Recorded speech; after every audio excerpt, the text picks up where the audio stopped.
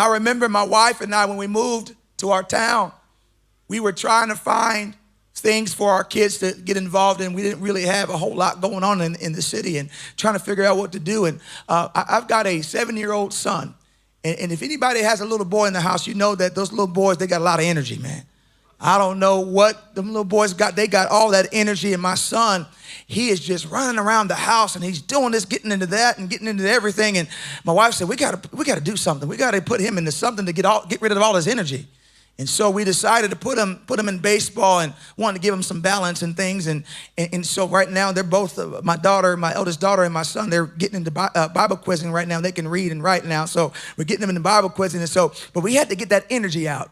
And I told my wife, I said, the only way that we can get him to go and do this is that we have to have a purpose behind this beyond just getting rid of energy.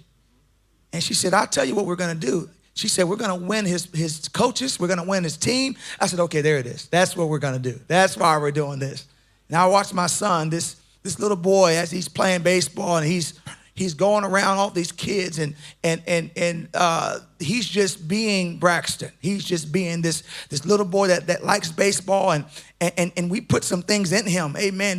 Don't matter what they look like, no matter if they're black, white, green, yellow, purple. Amen. You love them. Amen. I told my son, I said, it doesn't matter what they look, you love them. And so we found out that my son thinks that everybody is his cousin, because every time he goes somewhere, he's like, man, Daddy, is that my cousin? Is that my, because I tell everybody, I tell him, I say, hey, listen, everybody, they're a child of God. Amen. These are the people that you don't even know, they're child, that's a child of God right there. And if you could just learn to love them, you might just win them. And so Braxton he's getting around to everybody, and he's telling his coaches, hey, I can't go to practice this day or the game this day because I'm going to go to church, but do you want to come to church with me? 7 years old. And his coach is like you know you're not supposed to miss any practice. He said, I know, but I can't miss church over practice.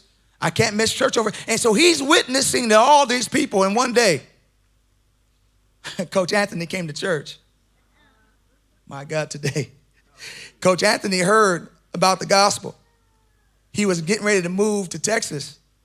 And he came to me crying and said, man, I just really felt like, you know, God brought you guys into my life because I was getting ready to move my family out. I didn't know that my son would ever get any friends around here because it was just so hard for us to connect. And he said, the love of your son, the way that he just loved my son and the way he loved my family, and the way that he just invited us to church. He said, man, I felt something I've never felt before. Can I tell you today, amen, that you can't go wrong just by simply loving people. You don't know what they're going through. You don't know what they're looking for, amen, and what they need is the gospel. And if you can just give them a little bit of Jesus, they might figure out that that's what they needed all along.